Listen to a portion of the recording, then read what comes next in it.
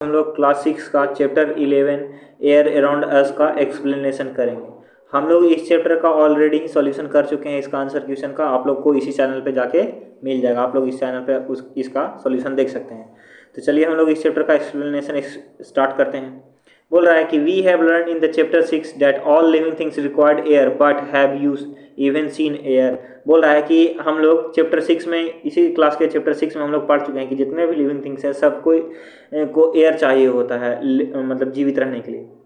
सब कोई को जिंदा रहने के लिए एयर चाहिए होता है। लेकिन बोल रहा है कि क्या तुम कभी एयर को देखे हो, हवा को देखे हो? You might not have seen air but surely you must have field it presence in so many ways. बोल रहा है कि जो तुम है जो एयर को नहीं देखे होगे, लेकिन ये श्योर है कि तुम एयर को अपने आसपास में महसूस किए होगे बहुत सारे तरीकों से। You notice it when the leaves of the tree rustle और the cloth hanging on the cloth line sway. बोल रहा है कि तुम ये जरूर देखे होगे कि जो पत्ते हैं पेड़ के वो एक दूसरे से टकराते हैं, और जो कपड़े हम लोग क्लॉथ लाइन पे टांगे हुए रहते हैं वो झूलते हुए रहते हैं। Pages of an open book being fluttering when the fan is switch on. बोला है कि जो पेज होते हैं, खुले हुए किताब के जो पेज होते हैं वो क्या चीज होते रहते हैं, वो इधर से उधर होते रहते हैं। कब? जब हम लोग फैन का जो स्विच है वो ऑन करे हुए रहते हैं तब। बोला कि the moving air make it possible for you to fly your kite. बोल रहा है कि जो मूविंग एयर है, चलता हुआ जो हवा है, उसके कारण ही हम लोग जो पतंग उड़ाना वो संभव है।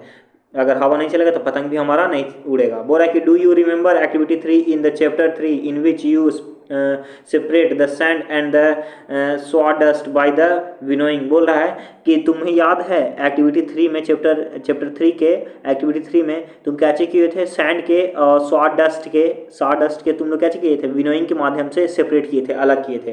बोल रहा है कि winnowing is more effective in moving air. बोल रहा है कि विनोइंग है वो बहुत अच्छा होता है कब? जब हवा चलते रहता है तब विनोइंग बहुत अच्छे तरीके से होता है। You may have notice that during storm the wind blow at a very high speed. हो रहा है कि तुम नोटिस किए होगे कि जब अंधड़ तूफान चलता है तो उस समय जो हवा है बहुत तेजी से बहता हुआ रहता है, मतलब बहुत तेज चलता है। It may even uproot trees and blow off the roots. बोल रहा है कि ये जो है जब इतने जोर से हवा चलता है तो ये अपने साथ बड़े बड़े पेड़ों को भी उखाड़ लेता है, साथ ही साथ जो रूफ टॉप होता है वो सबको भी अपने साथ उड़ाल के लेके चल जाता है। Have you even played with a फिरकी। बोल रहा है कि क्या तुम कभी फिरकी के साथ खेले हो? ये ही हमारा फिरकी, अलग अलग शेप का, अलग अलग टाइप का। बोल रहा है कि लेट अस मेक अ फिरकी ऑफ आवर ऑन। बोल रहा है कि हम लोग अपने आप से फिरकी बनाते हैं, अपने हाथों से खुद बनाते हैं। Following the instruction shown in the figure 11.2। बोल रहा है कि यहाँ पे 11.2 जो है वहाँ पे कुछ इंस्ट्रक्शन बताया हुआ है हम लोगों को ये फिरकी बनाने के लिए।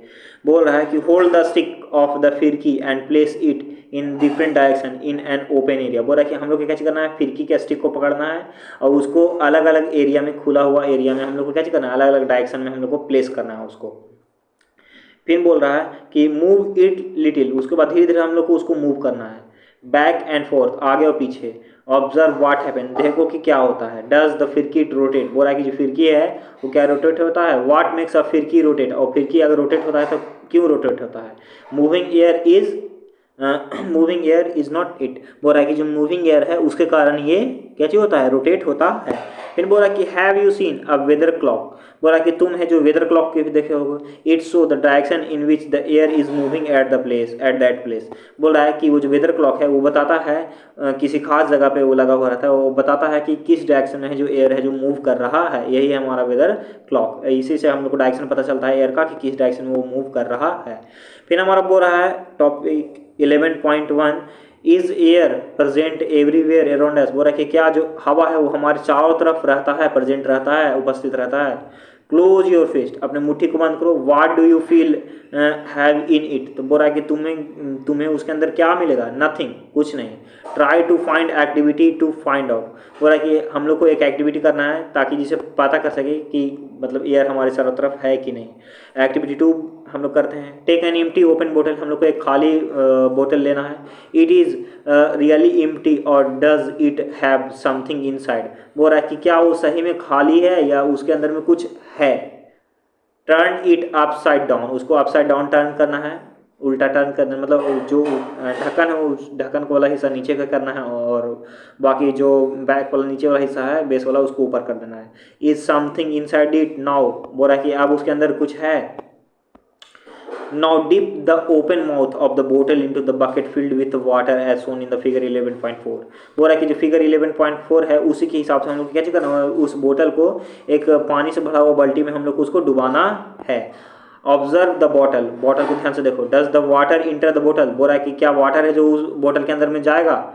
No, now tilt the bottle slightly, नहीं जाएगा। वो जो बॉटल है वो अगर हम लोग उसको सीधा रखे, अगर वाटर के अंदर प्रेस करेंगे तो उसमें वाटर नहीं घुस जाएगा। लेकिन जब उसको हम लोग टिल्ट करेंगे, थोड़ा सा टेढ़ा करेंगे, does the water now inter the बोतल, तब वाटर है जो बोतल के अंदर घुस जाएगा। Do you see bubble coming out of the बोतल और हेयर एनी बबली साउंड, बोल रहा है कि तुम क्या देखोगे कि जो बोतल है उसके अंदर से बबल्स बाहर निकलते हुए रहेंगे और बबली साउंड मतलब बबल का फूटने वाला साउंड आते रहेगा। Can you now guess what in the बोतल, बोल रहा है कि अब तुम गेस कर सकते हो कि क्या है बोतल में। यस यू आर राइट, बोल रहा है कि हाँ तुम सही हो। इट इज़ एयर, वो क्या है, वो एयर है जो कि ये इम्प्टी बोतल के अंदर में है। That was present in the बोतल, जो कि बोतल में था। द बोतल was not empty at all, बोतल था जो खाली नहीं था। In fact it was filled completely with air even when U turn it upside down, बोला है कि वो पूरा पूरी क्या चीज़ भरा हुआ था, वो पूरा पूरी एयर से भरा हुआ था। अगर तुम पलट भी दिए थे तब पर वो पूरा पूरी एयर से भरा हुआ था। That is why you notice that water does not enter the बोतल when it is pushed in an inverted position as there was no space for air to escape। हो रहा है कि तब आप लोग, अब तुमको समझ में आया होगा कि जो वाटर है उसको अगर हम लोग जो बोतल है उसको हम लोग इनवर्टेड पोजीशन में वाटर के अंदर पुश कर रहे थे तो इसीलिए अंदर नहीं जा रहा था और पानी उसके अंदर नहीं घुस रहा था, क्योंकि जो एयर था उसको बाहर निकलने के लिए थोड़ा सा भी जगह नहीं था। व्हेन द बोतल was tilted the air was able to come out in the form of the bubble and water filled up empty space that the air has occupies. बोल रहा है कि जैसे ही हम लोग बोतल को थोड़ा सा टेढ़ा किए तो उसमें से जो एयर था उसको बाहर निकलने के लिए जगह मिल गया, एयर बाहर निकल गया और वाटर है जो उसको जगह को फुलफिल करने के लिए अंदर घुस गया। फिर बोल रहा है this activity shows that the air occupy space, बोला कि ये जो एक्टिविटी है ये हम लोग को बताता है कि जो एयर है वो जगह घेरता है। It fills all the space in the bottle, जो एयर है वो बोतल का जितना भी स्पेस है, जितना भी खाली जगह था सबको भर दिया था। It is present everywhere around us, जो एयर है वो हमारे चारों तरफ प्रेजेंट है। बोला कि air has no colour and one can see through it, बोल रहा है कि जो एयर है उसका कोई कलर नहीं होता है और उसके आर पर हम लोग देख सकते हैं। इट इज़ ट्रांसपेरेंट, इसी कारण एयर है जो ट्रांसपेरेंट है। Our earth is surrounded by a thin layer of air, बोल रहा है कि जो हमारा पृथ्वी है वो एक पतली से हवा के परत से क्या चीज़ ढका हुआ है। This layer extend up the many kilometres above the surface of the earth and is called atmosphere, बोल रहा है कि ये जो लेयर है हवा का ये पृथ्वी की सतह से हजारों किलोमीटर ऊपर तक फैला हुआ है, जिसको हम लोग एटमॉस्फेयर कहते हैं। As we move higher in the atmosphere the air get rarer, वो रहा है कि जैसे जैसे हम लोग एटमॉस्फेयर में ऊपर की ओर बढ़ेंगे वैसे वैसे जो एयर है वो कमते जाएगा। फिर बोल रहा है कि now you can think mountaineers carry oxygen cylinder with them while climbing high mountains, वो रहा है कि अब तुमको समझ में आया होगा कि जो माउंटेनर्स होते हैं वो अपने साथ ऑक्सीजन सिलेंडर किस लिए लेके चलते हैं। वो इसीलिए लेके चलते हैं क्योंकि जैसे जैसे वो लोग माउंटेन पे ऊपर चढ़ते जाते हैं वैसे वैसे एयर की मात्रा कम होती जाती है, उन लोग को सांस लेने में दिक्कत होता रहता है, इसलिए वो अपने साथ सिलेंडर लेके जाते हैं। फिर बोल रहा है 11.2 what is air made up of, बोल रहा है कि 11.2 में कि एयर है जो क्या चीज़ से मिलकर बना हुआ है। अनटिल द 18th सेंचुरी तक people thought that the air was just one substance, लोग सोचते थे कि जो एयर है वो सिर्फ एक ही सब्सटेंस है। Experiment have proved that it is really not so, बोला कि एक्सपेरिमेंट है ये एक्सपेरिमेंट जो है वो प्रूव कर दिया कि जो एयर है वो सिर्फ एक सब्सटेंस नहीं है।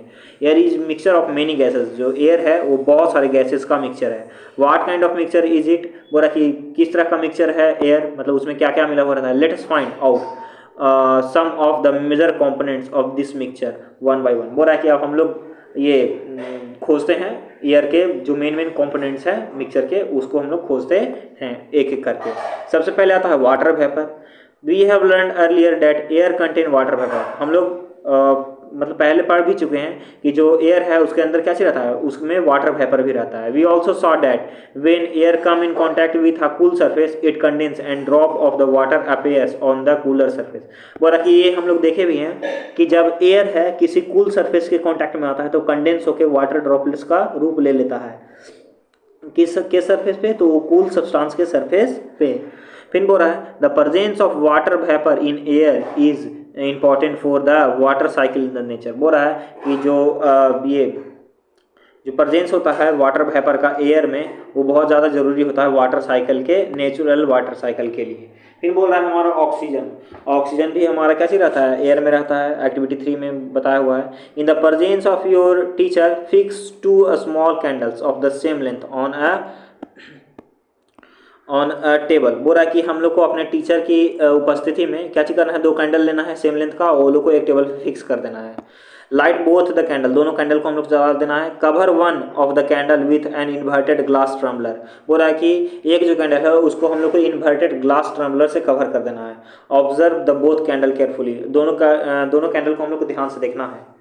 बोल रहा है कि do both the candles continue to burn और गो ऑफ। बोल रहा है कि जो दोनों कैंडल है वो बढ़ते रहेंगे या बुझ जाएंगे।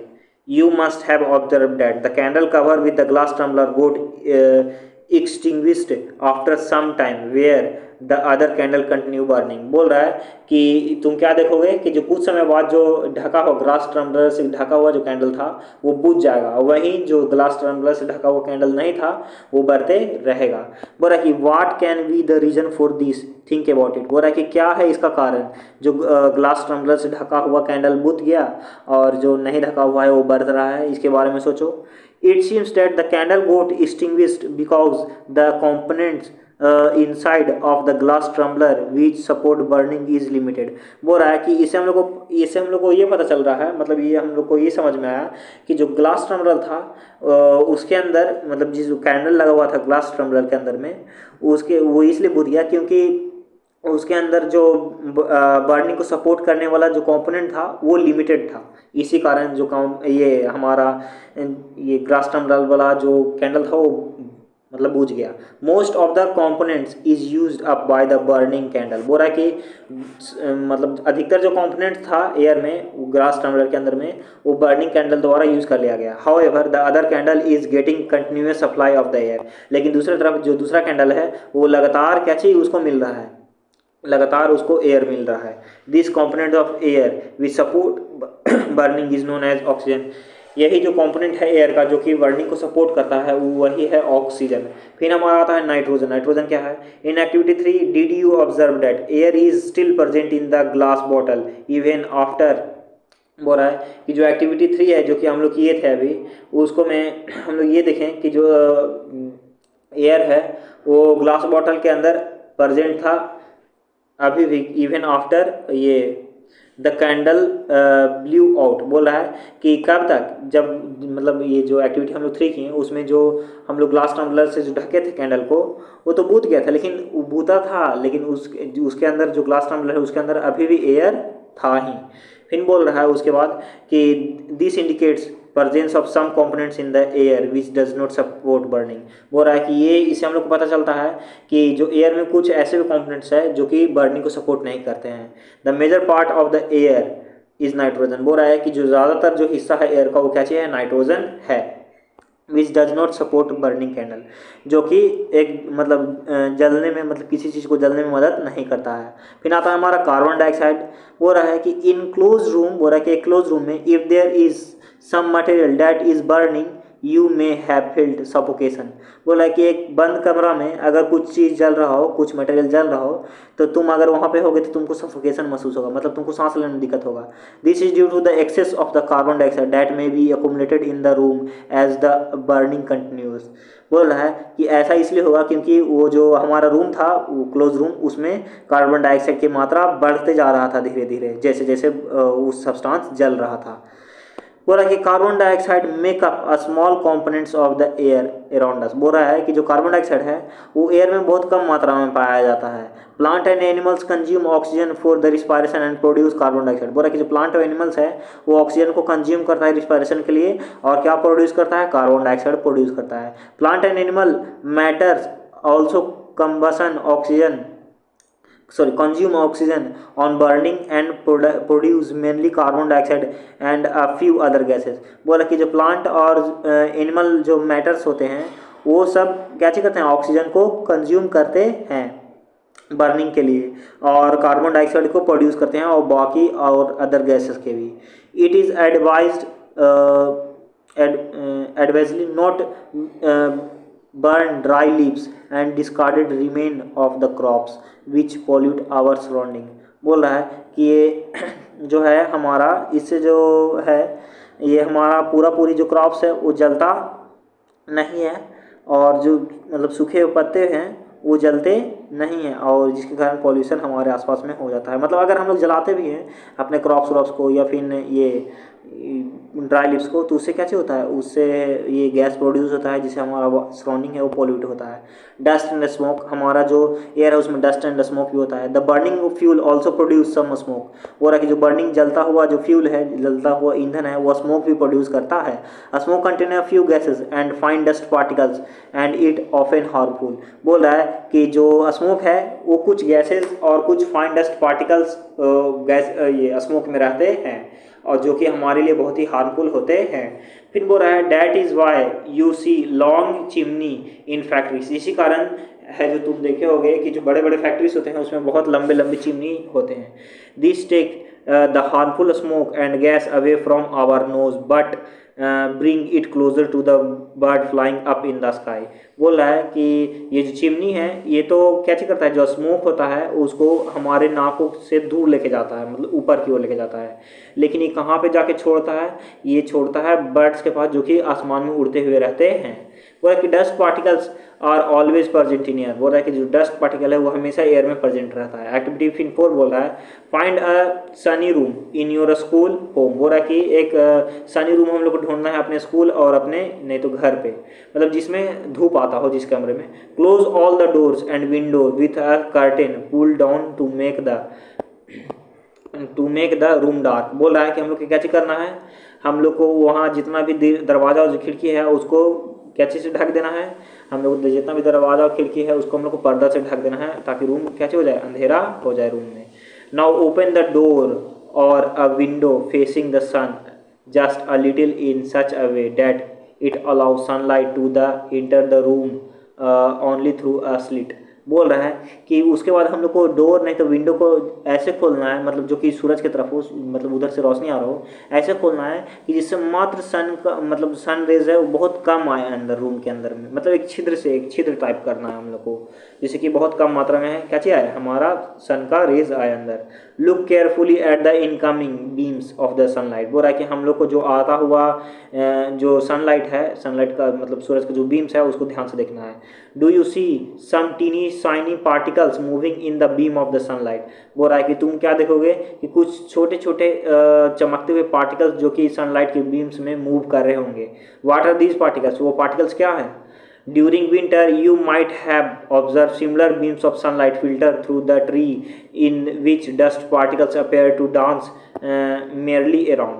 बोल रहा है कि ये तुम विंटर के समय में भी देखे होगे। विंटर के समय में भी जो ये सनलाइट है वो फिल्टर होके आ रहा होगा, किससे, फिल्टर के होके आ रहा होगा ट्री के लीव्स से, और उस पर तुम देखेंगे कि डस्ट पार्टिकल्स जो ट्री के नीचे होंगे वो मूव करते हुए हम लोग को दिखेंगे या घर में ही हम लोग देख सकते हैं। बोल रहा है कि this shows that the air also contain dust particles. इससे हम लोग को कैसे पता चलता है कि जो एयर है उसमें डस्ट पार्टिकल भी रहता है। The presence of dust particle in air vary from time to time and from place to place. बोल रहा है कि जो प्रेजेंस होता है, उपस्थिति होता है ये डस्ट पार्टिकल का एयर में, वो समय समय पे चेंज होता रहता है और जगह जगह पे भी चेंज होते रहता है। बोल रहा है कि we inhale air when we breathe through our nostril. बोल रहा है कि हम लोग सांस लेते हैं जब हमारे अंदर मतलब जो एयर है वो कैसे जाता है, हमारे नॉस्ट्रिल से जाता है जब हम लोग सांस लेते हैं। Fine hairs and mucus are present inside the nose to prevent the dust particle from getting into the respiratory system. बोल रहा है कि जो हमारा नॉस्ट्रिल है उसमें फाइन एयर और म्यूकस प्रेजेंट होता है, जिससे जो एयर पास होता है उसमें डस्ट पार्टिकल होता है वो वहाँ पे क्या होता है, चिपक जाता है और हमारे रिस्पिरेटरी सिस्टम में अंदर नहीं जा पाता है। Do you recall being scolded by your parents and when you breathe through your mouth बोल रहा है कि तुम है जो बहुत बार अपने माता पिता से डांट भी सुने होगी जब तुम मुंह से सांस लेते होगे तब।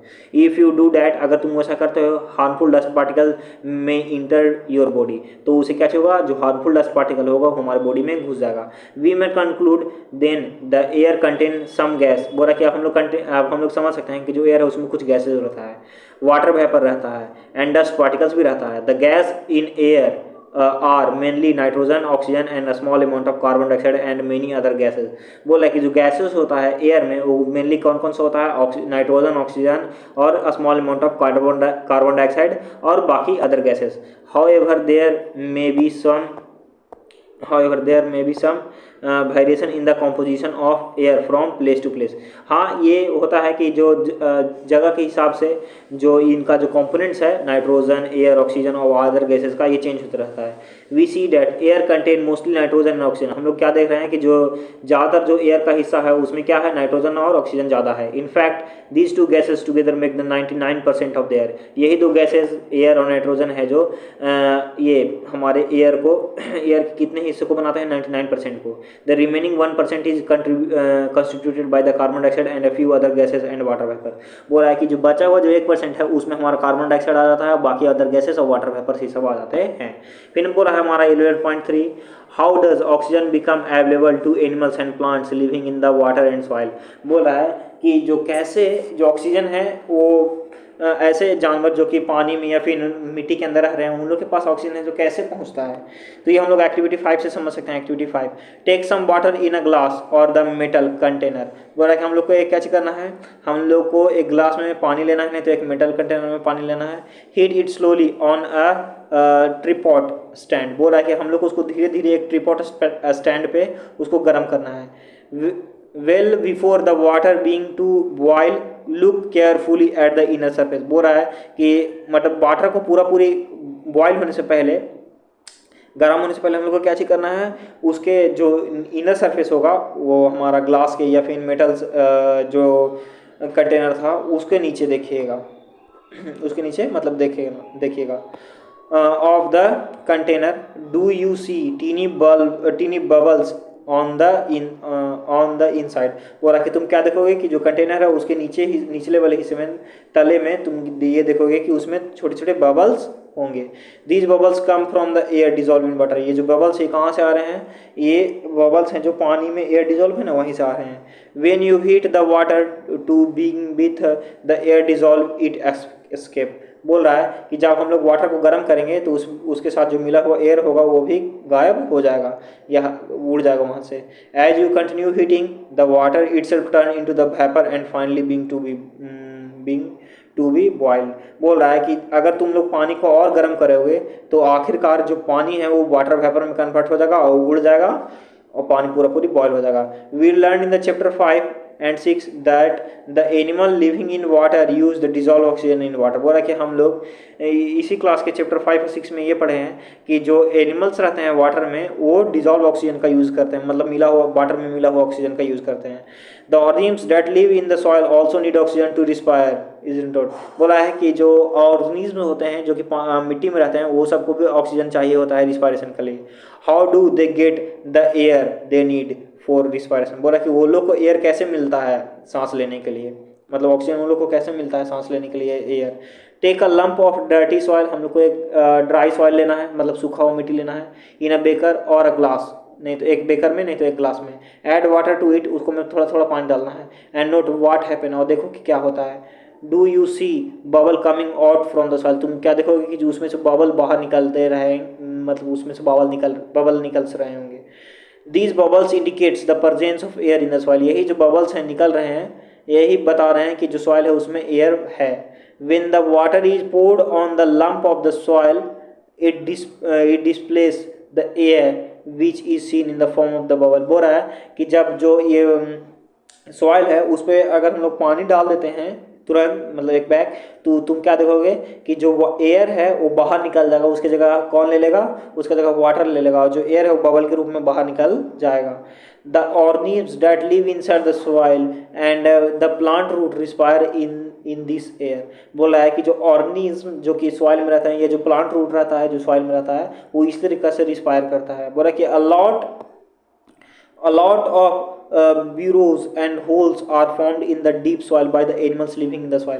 बोल रहा है कि बहुत सारा मात्रा में बिल बनाया हुआ रहता है जो जानवरों द्वारा जो कि मिट्टी में रहते हैं, और बहुत गहरी मतलब बनाया हुआ रहता है, बहुत गहरा। These burrows also make the space available for the air to make in and out of the soil। बोल रहा है कि यही जो गड्ढे हैं, यही जो बिल है, यही क्या चीज करता है, यही एयर को मतलब मिट्टी के अंदर में जाने में और बाहर आने में मदद करता है। However, when it rain heavily, water fill up all the space occupied by the air in the soil। बोल रहा है कि जब पानी बहुत जोर से पड़ता है तो जो सॉइल में जो एयर होता है वो सब के जगह पे कैसे हो जाता है, पानी भर जाता है और एयर बाहर निकल जाता है। In this situation animal living in the soil have to come out for the respiration. इस सिचुएशन में जो जानवर पानी के अंदर जो जानवर मिट्टी के अंदर रह रहे होते हैं उन्हें बाहर आना पड़ता है रिस्पायरेशन के लिए।